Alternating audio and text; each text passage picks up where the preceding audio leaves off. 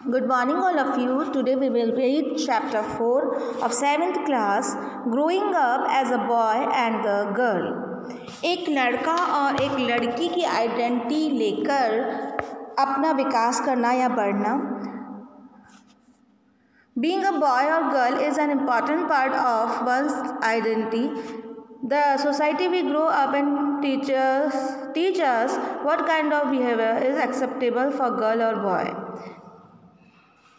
एक लड़का होना या लड़की होना अपनी एक पहचान होती है, अलग से हमें पहचान जाता है कि भाई यह लड़का है या लड़की है. The society we grow up in teachers what kind of behaviour acceptable for girls and boy. और समाज के द्वारा हमें ये बता दिया जाता है कि एक लड़के और लड़की का कैसा व्यवहार होना चाहिए. व्हाट बॉय और गर्ल्स कैन और कैन नॉट डू, और क्या लड़के को करना चाहिए और क्या लड़कियों को करना चाहिए, ये समाज के द्वारा व्यवहार और कार्य निर्धारित होते हैं. We often grow up thinking that these things are exactly the same everywhere. और हमने सभी जगह इस चीज़ को देखा है कि सभी समाजों में लड़का लड़की में फ़र्क किया जाता है, उनके अलग अलग व्यवहार, अलग अलग कार्य सब तय होते हैं. But do all the societies look at the boys and the girls in the same way.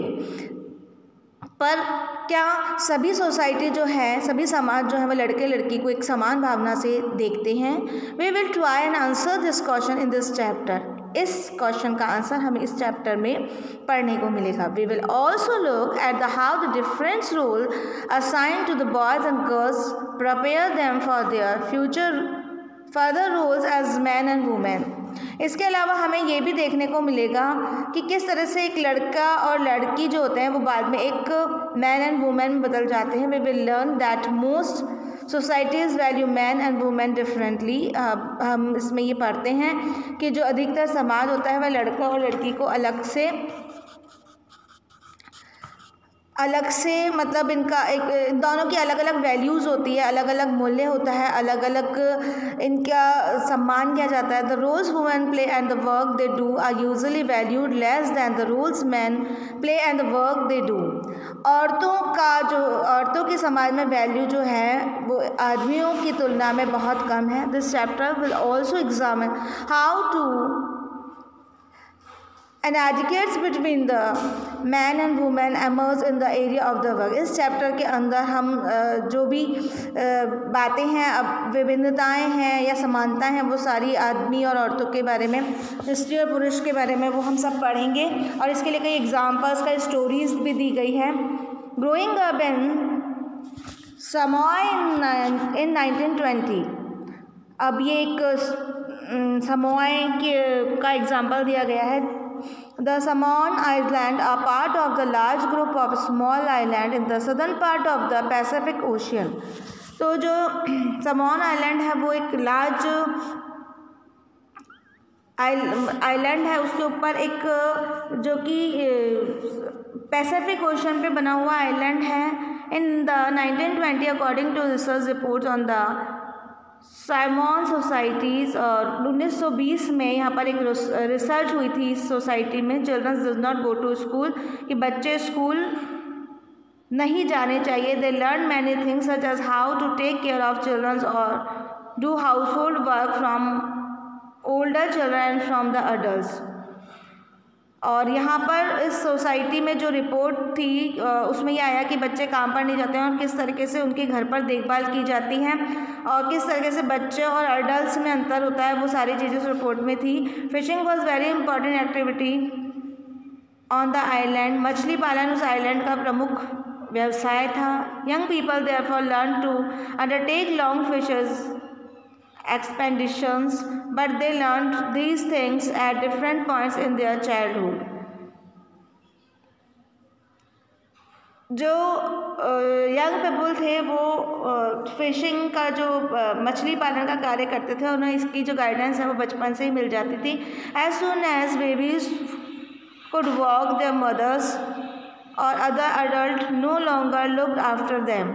जब बच्चा चलना शुरू कर देता था उसके बाद उसकी जो माँ है वो उसका ख्याल नहीं रखती थी, मतलब वो उस बच्चे का ध्यान तब तक ही रखती थी जब तक कि उसको चलना ना आ जाए. Older children often as young as 5 years old took over this responsibility. मतलब वहाँ पे जो 5 साल तक का जो बच्चा है उसको ही उसकी ही देखभाल की जाती थी और उसके बाद बच्चे को अपने आप पर छोड़ दिया जाता था। Older children often as young 5 years old took awareness responsibility, both boy and girls look after their younger siblings.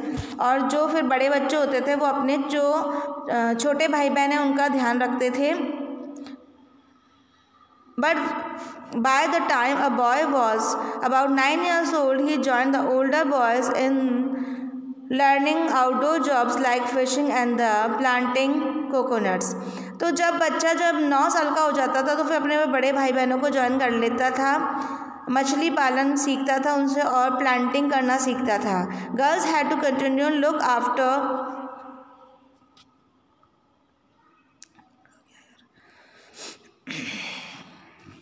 look after small children or do earn fathers till they were teenagers. लड़कियों का main तो काम यही होता था कि वो घर में खाना बनाती थी और जो छोटे भाई बहन हैं उनको रखती थी। But once they become teenagers they had much more freedom. लेकिन जब वो टीनेजर हो जाती थी तो उनको थोड़ी सी फ्रीडम मिल जाती थी। आफ्टर द एज ऑफ 14 और so girls also went on fishing trip.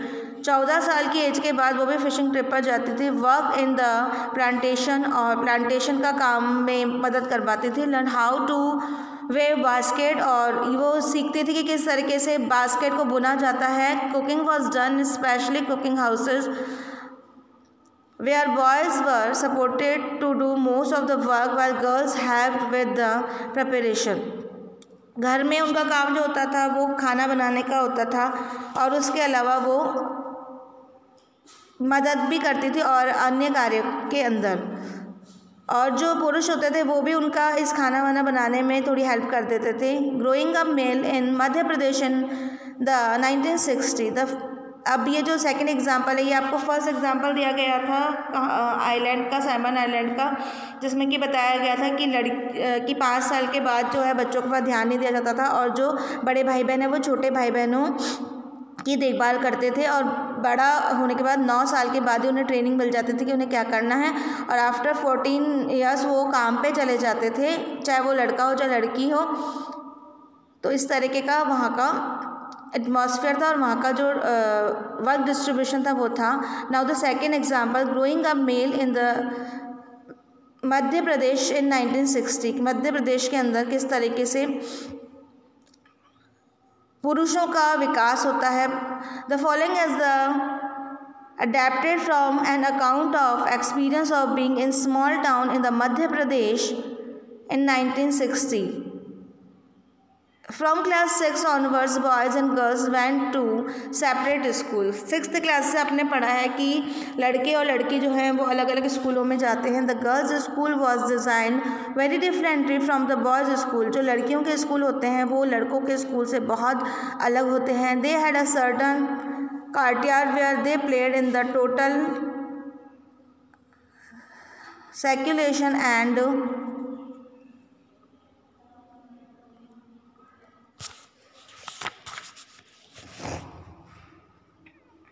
Safety from the outside world. उनके कुछ अलग से नियम बने हुए होते हैं जो कि उनको बाहर की दुनिया से सुरक्षित रखते हैं। The boys school had no such courtyard and our playground was just a big space attached to the school। इसी तरीके से जो लड़के होते हैं उनका जो स्कूल होता है वो भी अलग सा होता है, वो ओपन होता है और वहाँ पे बड़ा सारा प्लेग्राउंड भी होता है। Every evening once school was over the boys watch as hundreds of the school girls crowd the narrow street. शाम को जब छुट्टी होती है तो लड़के जो हैं वो अपनी गली से लड़कियों को गुजरते हुए देखते हैं। As these girls walked on the streets they looked so purposeful. This was unlike the boy who used the streets as the place to stand around idling to play to try out tricks with their bicycle। तो जो लड़के लड़कियां हैं वो अपने school से निकलते हैं, अपने बाइक साइकिल पर जाते हैं। For the girls the street was simply a place to get straight home। लड़कियां सीधी अपने घर पहुंचती है। The girls always went in a group। लड़कियां हमेशा ग्रुप में चलती है, perhaps because they also carried fears of being teased or the attacked. After reading the two example, तो मतलब वो ग्रुप में इसलिए चलती हैं कि उन्हें अचानक से मतलब उनको अपने मतलब सिक्योरिटी का थोड़ा वो होता है, इस कारण से वो ग्रुप के अंदर चलती है ताकि वो अपने आप को सुरक्षित महसूस करती है और उनके ऊपर कोई मतलब उन्हें कुछ गलत ना हो, उन्हें ये डर रहता है. After reading the two examples above realize that there are many different ways of growing up. तो हमने इन दो एग्जाम्पल से देखा कि इन दोनों के, चाहे वो बॉयज़ हैं गर्ल्स हैं, वो उनके अलग अलग तरीके होते हैं जिससे वो बढ़ते हैं. Often we think that there is only one way in which children grow up. This is because we are most familiar with our own experience. We talk to elders in our family. We will see that their childhoods probably very different from us. लेकिन हमारा जो परिवार है उसमें लड़के लड़कियों में इतना भेदभाव नहीं किया जाता है क्योंकि हमने शुरू से ही देखा है और हमारा जो एटमॉस्फेयर है वो अलग है. हमारे घर में हमने बचपन से ही समानता देखी है. We also realize that the societies make the clear distinction between the boys and girls.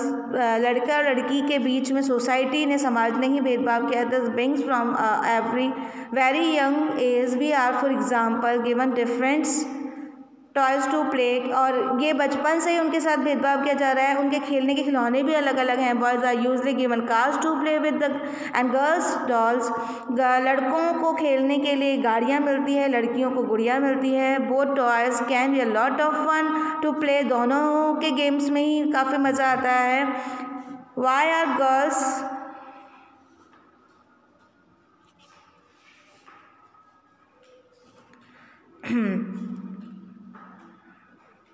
If we think about it, this difference is how girls must dress and what games boys should play. तो हमें दोनों के dresses में और उनके games में भी अंदर नज़र आता है. How girls needs to talk softly और boys need to tough. तो लड़कियां जो है उसको उनको विनम्र होकर बात करनी चाहिए और वो सख्त होकर बात करनी चाहिए. All these are ways of telling children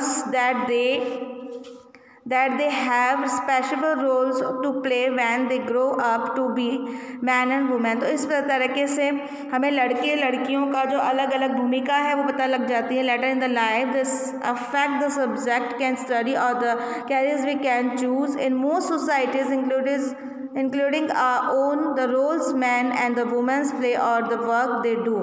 तो इस तरह से सभी सोसाइटी के अंदर लोग दोनों की भूमिका अलग है और दोनों के काम अलग है. Are not valued equally. समानता नहीं है दोनों में. Man and women do not have the same status. दोनों का सेम स्टेटस नहीं है. Let's look at how this difference exist in the work done by man और वुमेन. अब हम आगे पढ़ेंगे कि किस तरीके से औरतों के और आदमियों के, स्त्री पुरुषों के वर्क अलग अलग हैं.